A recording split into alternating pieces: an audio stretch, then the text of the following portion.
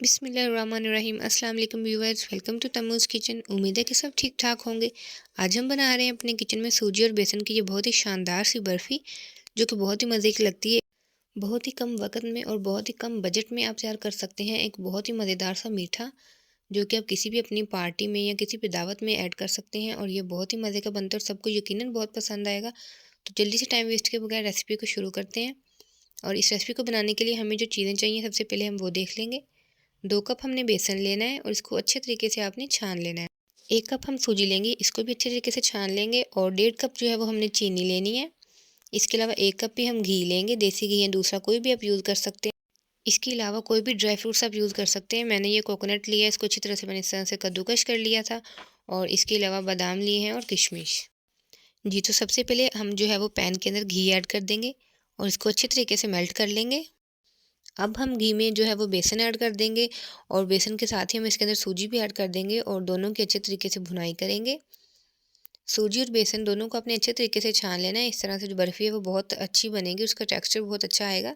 छाने बगैर आपने बेसन और सूजी यूज़ नहीं करनी है। बर्फ़ी के इस मिक्सचर को आपने बिल्कुल लो फ्लेम पे जो है वो पकाना है। जैसे कि अब हमने सूजी और जो है वो बेसन को ऐड कर दिया, तो हमने फ्लेम जो है वो दम वाली कर देनी है और दम वाली फ्लेम के ऊपर ही हमने 20 से 25 मिनट के लिए सूजी और बेसन की भुनाई करनी है। क्योंकि हम जो है वो बिल्कुल लो फ्लेम पे इसे पका रहे हैं, तो तकरीबन 20 से 25 मिनट लग जाते हैं इसकी भुनाई होते हुए।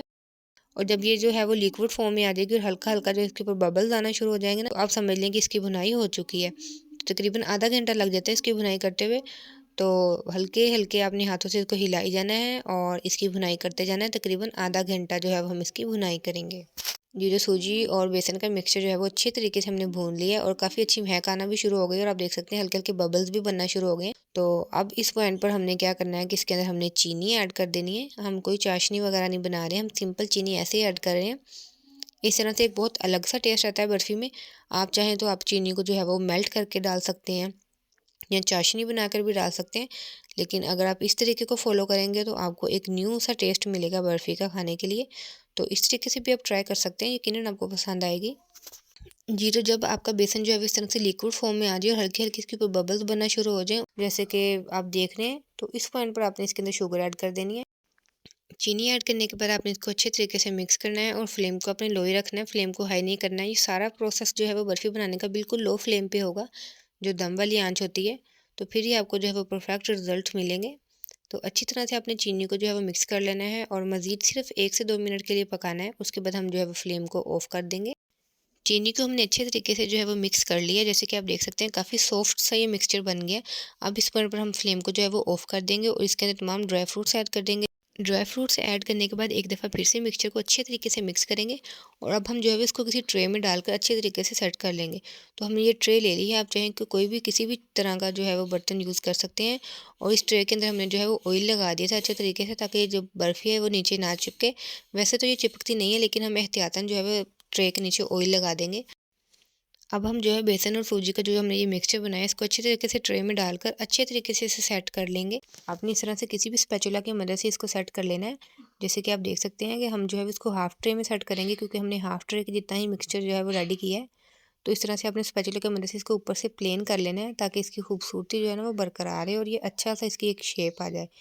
अच्छे तरीके से आपने इसको ऊपर से प्लेन कर लेना है। ये बहुत सॉफ्ट है और जो है वो आपको ज़रा भी मुश्किल पेश नहीं आएगी और बहुत आसानी से जो है वो सेट भी हो जाएगा। थोड़ी-सी डेकोरेशन के लिए हम इसके ऊपर भी थोड़े से ड्राई फ्रूट्स ऐड कर देंगे। थोड़ा-सा हमने जो कोकोनट लिया था वो सारा स्प्रिंकल कर देंगे इसके ऊपर। इससे टेस्ट भी बहुत अच्छा आता है और ये दिखने में भी बहुत खूबसूरत लगता है। अब जो है वो हम इसको तकरीबन 2 से 3 घंटे के लिए रख देंगे सेट होने के लिए, और जब ये अच्छे तरीके से सेट हो जाएगा, जम जाएगा, तो फिर हम जो है वो इसकी कटिंग कर लेंगे। 2 से 3 घंटे के बाद बर्फ़ी हमारी बहुत अच्छे से सेट हो चुकी है और अब हम इसकी कटिंग कर लेंगे। आप अपनी मर्ज़ी की कोई भी शेप दे सकते हैं जो आपको पसंद है और माशाल्लाह से देख सकते हैं आपके दिखने में ये कितनी खूबसूरत लग रही है, खाने में भी ये इतनी ही मज़ेदार है।